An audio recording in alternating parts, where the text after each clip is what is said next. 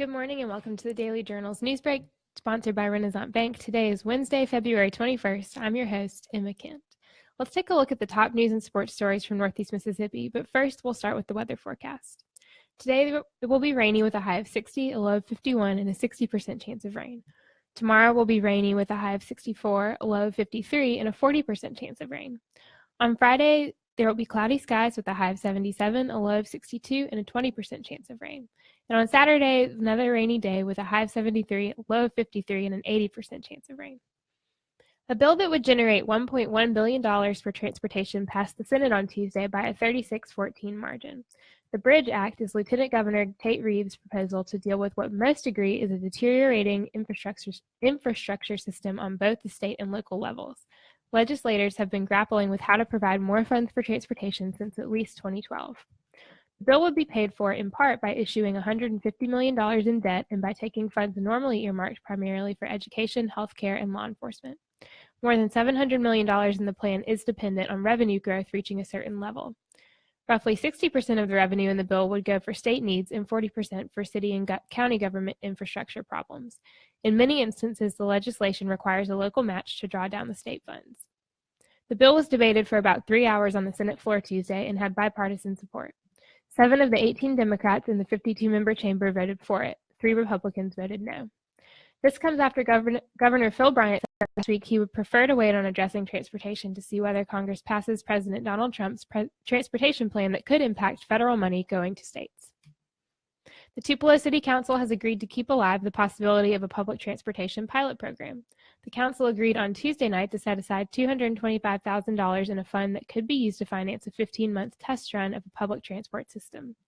In a separate vote, the council also decided to postpone any decision about whether to approve or reject the 15-month transportation program. Both votes were decided by a 4-3 margin. In both cases, Nettie Davis, Willie Jennings, Travis Beard, and Buddy Palmer voted yes. Mike Bryan, Markel Whittington, and Lynn Bryan voted no. The 3 dissenting votes have indicated opposition to a public transportation system, at least as currently proposed. Davis and Jennings are both likely to support the proposal. That leaves Beard and Palmer as likely swing votes. On Tuesday, both men told the Daily Journal they remain undecided, citing uncertainty about the current proposal.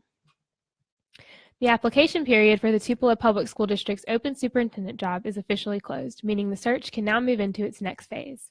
The search for the district's next leader began in early December when current superintendent Gerald Loden announced he would retire in May. Loden has been superintendent of Tupelo Schools since 2012. The TPSD School Board has enlisted the help of the Mississippi School Boards Association to conduct the search. According to MSBA Executive Director Mike Waldrop, a good group of candidates have tossed their hats in the ring for the job. Now a panel of MSBA representatives will conduct initial interviews with the candidates. That panel is comprised of Waldrop, Tommy Henderson, a search consultant and former Clinton School District Superintendent, and Denatrice Jackson, MSBA Assistant Executive Director. Waldrop said he anticipates coming to Tupelo to meet with the school board in the next month to work with them on the next steps, including introducing the candidates. Then the MSBA will have done its part and the board will conduct its own interviews with the candidates and call the pool of potential hires down from there. The board hopes to have a new superintendent named by the end of April. In sports, the Andy Cannizaro era at Mississippi State ended abruptly. The second-year head baseball coach of the Bulldogs resigned Tuesday morning amid off-the-field controversy. News of Cannizaro's departure broke late Monday evening. The 39-year-old was 3 games into his second season at the helm of the Diamond Dogs. In a statement, Cannizaro said he had a wonderful opportunity at Mississippi State, but that he had made some poor decisions. He also asked for forgiveness.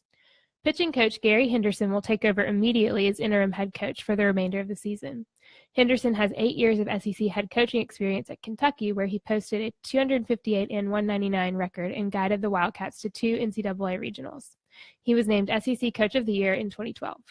The Bulldogs went 40-27 in Cannizaro's first season and reached the Super Regional. They started this season 0-3 after being swept at Southern Miss over the weekend. The Bulldogs start on a 12-day, 9-game road trip beginning Wednesday at Jackson State. That does it for Newsbreak on this Wednesday. Don't forget that this show is just one of the many online offerings courtesy of the Daily Journal that gets your news off the page and on the go. Watch the Prep Rally podcast with host Listen to the Prep Rally podcast with host Brad Luck and Dalton Middleton discussing the latest in Northeast Mississippi high school sports. Look for a new episode later this afternoon in Apple Podcasts, Google Play, or at preprally.djournal.com. Special thanks to Renaissance Bank for sponsoring Newsbreak, and remember you can catch new episodes each weekday morning at 7 a.m. at djournal.com or on our Facebook page. Thanks for joining us. I'm Emma Kent. Have a great Wednesday.